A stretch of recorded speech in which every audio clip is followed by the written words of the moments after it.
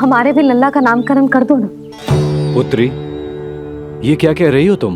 विनती कर रही हूँ, और मेरी जे आग्रह अस्वीकार मत ही करो। आप दोनों भाइयों का नामकरण एक साथ हो जाएगा।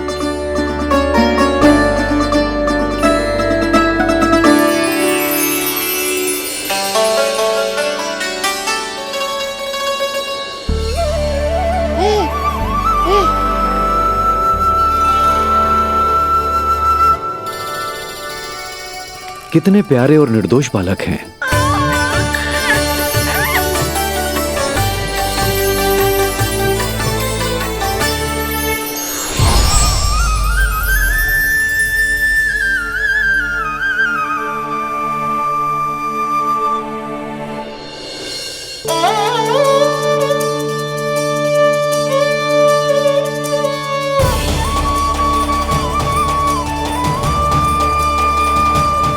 इन दोनों को देखकर गुरुदेव की आंखों में आंसू क्यों आ गए?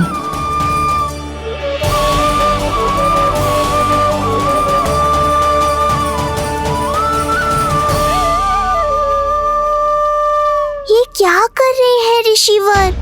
संभालिए अपने आप को, नहीं तो मेरा रहस्य खुल जाएगा आज। अरे ऋषिवर, हाथ मत जोड़िए। इससे पहले कि गड़बड़ हो जाए, अपनी नमस्कार मुद्रा को आशीर्वाद मुद्रा में बदल दीजिए। बात को समझिए। मैंने ये अवतार मैया और लल्ला के अद्भुत संबंध का अनुभव करने के लिए लिया है, पर आपकी भावुकता के कारण यदि मैया को मेरा सत्य पता चल गया तो ये संबंध ही बदल जाएगा।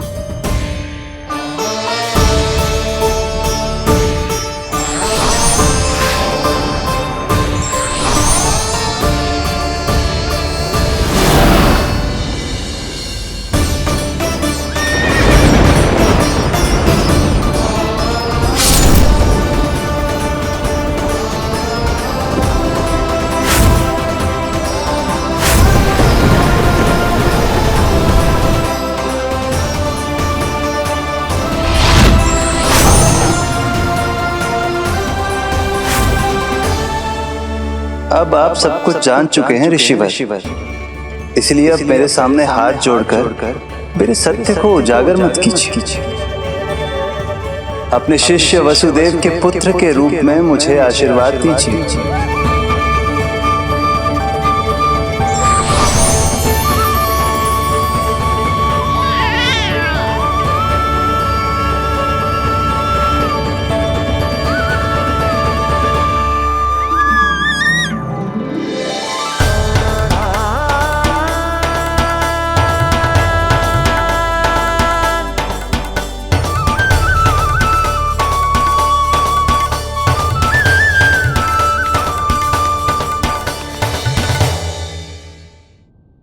ऋषिवर, आप मौन क्यों हैं? और आपकी आंखों में आंसू? सब कुछ ठीक है ना? अब तो आप हमारे लल्ला का नामकरण करोगे ना? इन दोनों का नामकरण करना मेरा सौभाग्य होगा पुत्री।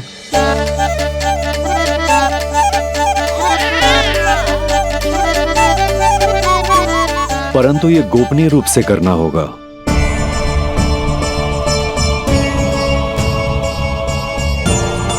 अवश्य ही स्वामी का आग्रह होगा,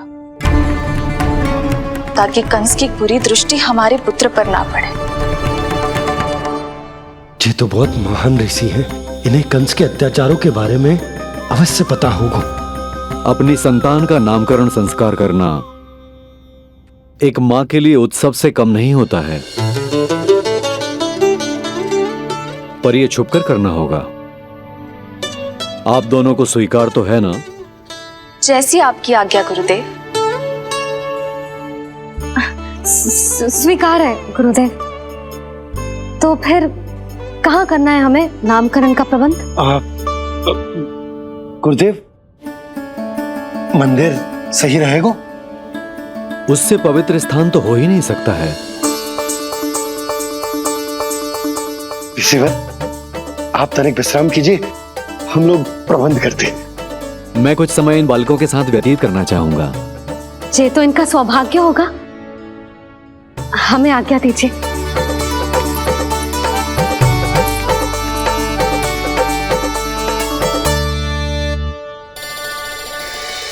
प्रभु, स्वयं भगवान होकर भी आपको बंदी गृह में जन्म लेना पड़ा। अब अपनी मां को छोड़कर दूसरी मां के यहां पलना पड़ रहा है। जब से गोकुल आए हैं छुप छुप कर रहना पड़ रहा है। इतनी नन्ही सी अवस्था में दुष्ट कंस के कितने ही आक्रमणों का सामना कर चुके हैं आप। और जिस उत्सव में सभी सप्तऋषियों और सभी देवी देवताओं को साक्षी बनकर आना चाहिए, उस नामकरण उत्सव को यहां एकांत में करना पड़ रहा है। क्यों प्रभु, इतने कष्टों को सहकर ये अवतार क्यों लिया है आपने? दुष्टों का नाश करने के लिए, धर्म की स्थापना करने के लिए और सबसे अधिक मैया की ममता का अनुभव करने के लिए। पर इसके लिए इतने कष्ट? मानव जीवन लिया है तो कष्ट तो उठाने ही पड़ेंगे ऋषिवर। मानव जीवन की आंच जला रही है, फिर भी आप मुस्कुरा रहे हैं प्रभु। ये कैसा अनोखा अवतार है? आंच में जलकर भी यदि मैं नहीं मुस्कुराऊंगा तो अपने भक्तों को क्या शिक्षा दूंगा मैं? आज एक कंस का प्रकोप है, भविष्य में सहस्रों कंस होंगे और आने वाले युगों में होंगे अनगिनत कंस। उस समय मेरे भक्तों को पता होना चाहिए कि अपने कष्टों को कैसे सहना है और धर्म के पथ पर अडिग कैसे रहना है।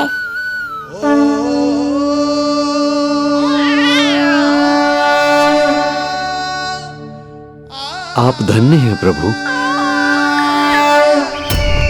देखा अस्ति, जब सिंह दहाड़ता है तो वन के सभी जीव जंतु इकट्ठे हो ही जाते हैं। वो सब जो मेरा विश्वास पात्र होने का अधिकार और ये सिंहासन पाना चाहते हैं, सामने आए। बुद्धि के बिना बल अपंग होता है महाराज, और मेरे पास बुद्धि और बल दोनों हैं। आप केवल आदेश दीजिए किसका संहार करना है।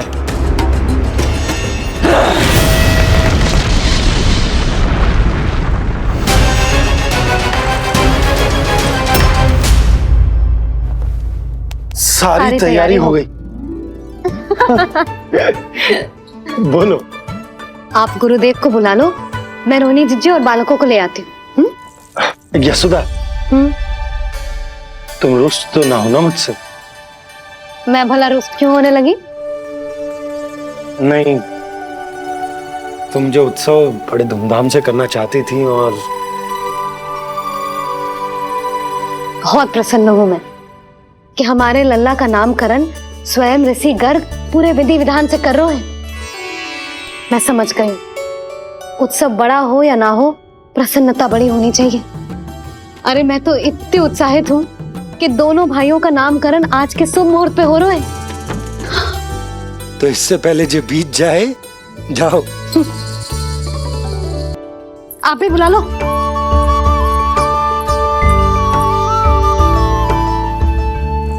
यहाँ सब के सब एक से बढ़कर एक है, तो फिर अपने कार्य के लिए किसका चुनाव सबसे पहले करूं? मेरा सामर्थ्य तो आपने अभी तक देखा ही नहीं महाराज। चुटकी बजाकर शत्रुओं का विनाश कर सकता हूं मैं।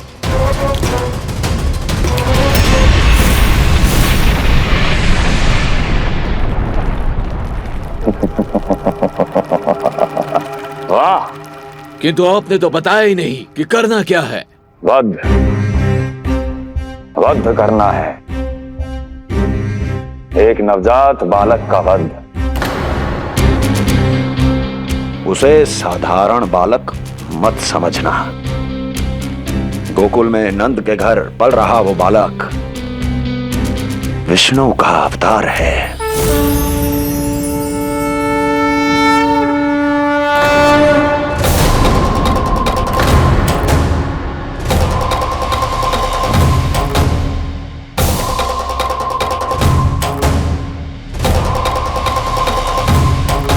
क्या हुआ?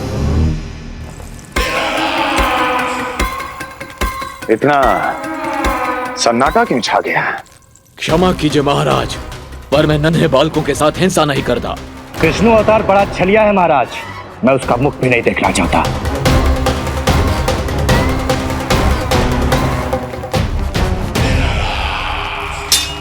गाने दो इन्हें।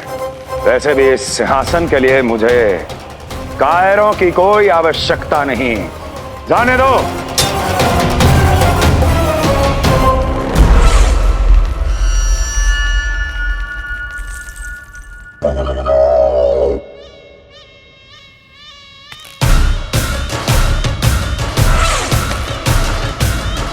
दुर्जन, क्या कहा था मैंने कहा था केवल वही आए जिनके हृदय में साहस का ज्वालामुखी धधकता हो, जिनकी तलवारें पर्वतों का सीना चीरने के लिए व्याकुल हो, जिनकी संकल्प शक्ति इतनी दृढ़ हो कि वो मृत्यु से टक्कर ले जाए। वही होगा इस सिंहासन का असली अधिकारी। महाराज,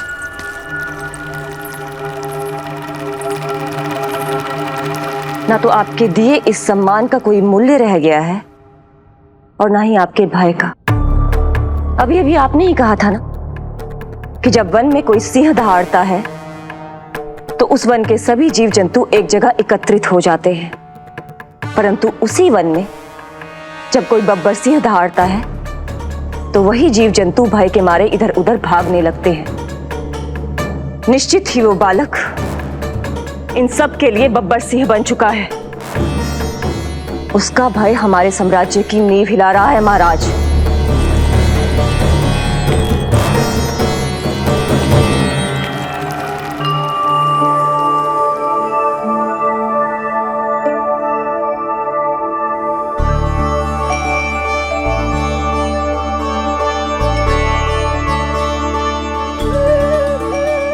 हे नारायण, मेरा मार्गदर्शन कीजिए। हे मां सरस्वती, मुझे आशीर्वाद दीजिए ताकि मैं दोनों बालकों के लिए सर्वोत्तम नामों का चुनाव कर पाऊं।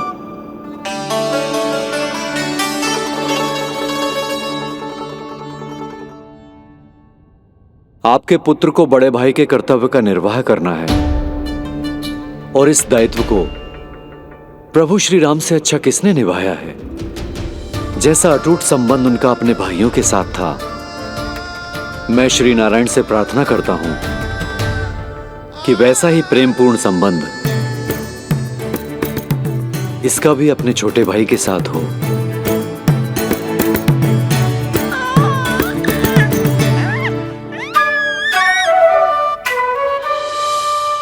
इसीलिए इसका नाम राम हो। इसीलिए इसका नाम राम, इसीलिए इसका नाम राम।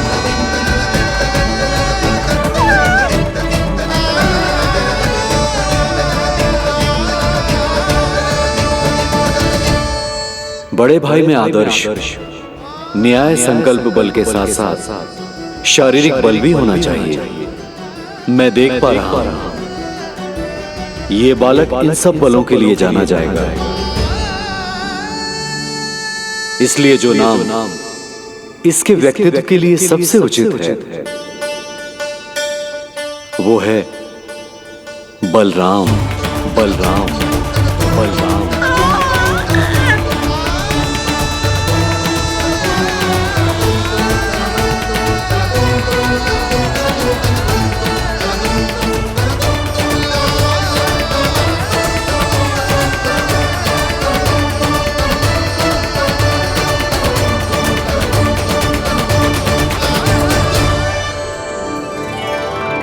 बलराम।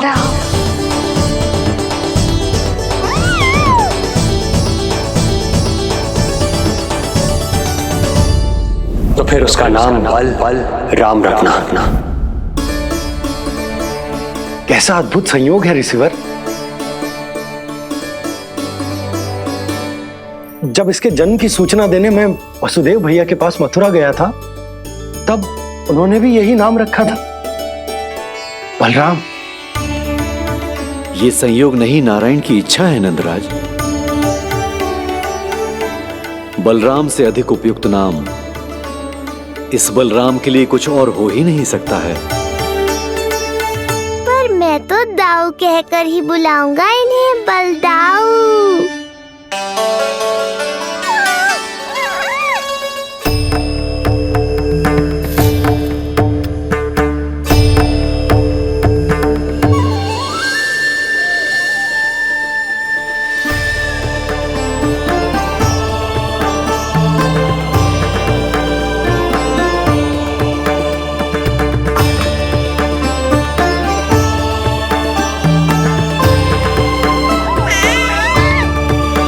सुना पुत्र, आज से तुम्हारा नाम होगा बलराम।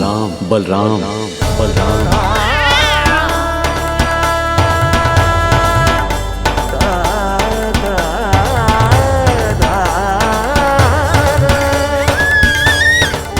गुरुदेव, कितना अद्भुत नाम दिया है आपने इसे। अब मेरे लल्ला को भी ऐसा ही कोई उत्तम सा नाम दे दो।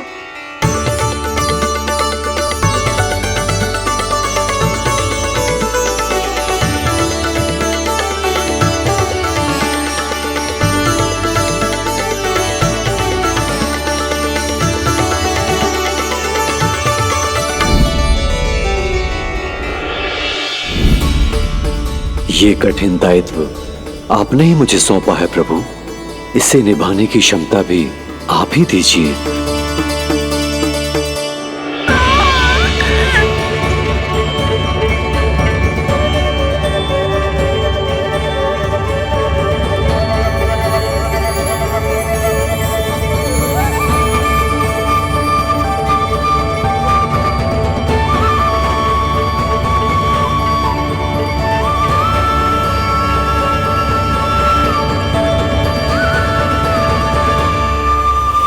कृष्ण कृष्ण कृष्ण कृष्ण कृष्ण कृष्ण कृष्ण कृष्ण।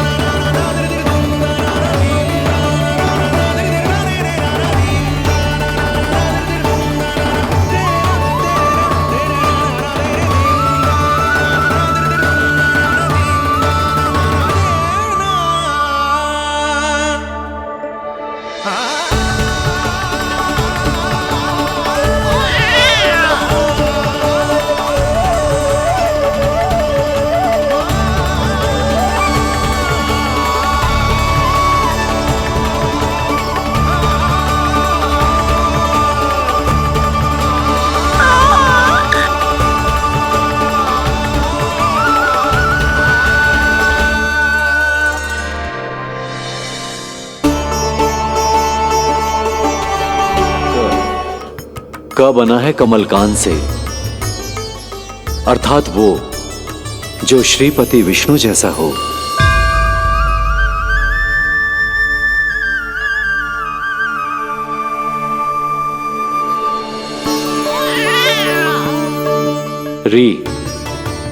री की उत्पत्ति हुई है श्री राम से, अर्थात वो जो सबके हृदय में बस जाए। श ऐश्वर्य के स्वामी विष्णु के लिए अर्थात वो जो समृद्धि लेकर आए।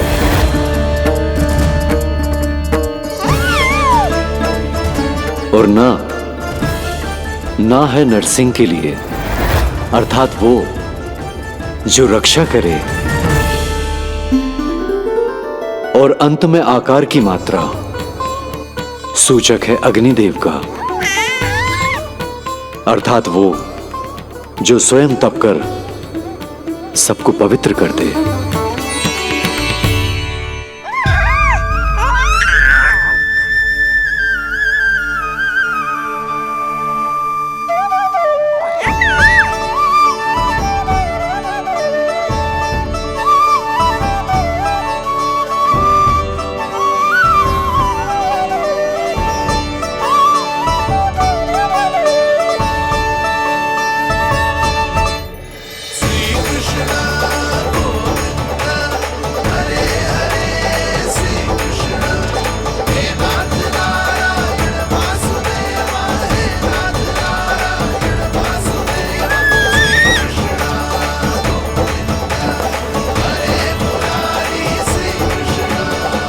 आज से तुम्हें सारा संसार जिस नाम से पहचानेगा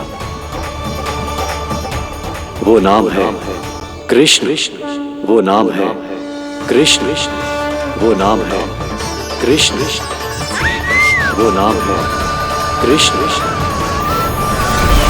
कृष्ण कृष्ण कृष्ण कृष्ण कृष्ण कृष्ण कृष्ण कृष्ण कृष्ण कृष्ण कृष्ण कृष्ण कृष्ण।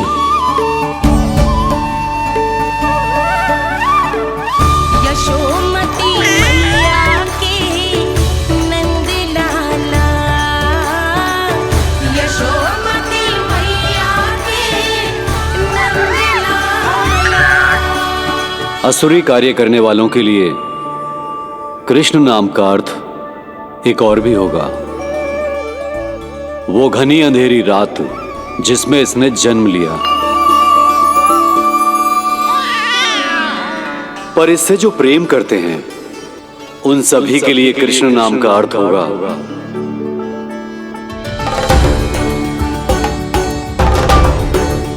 अतुलनीय सुंदरता और अथाह प्रेम।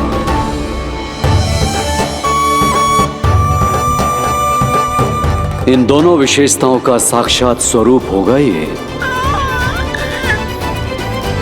कृष्ण।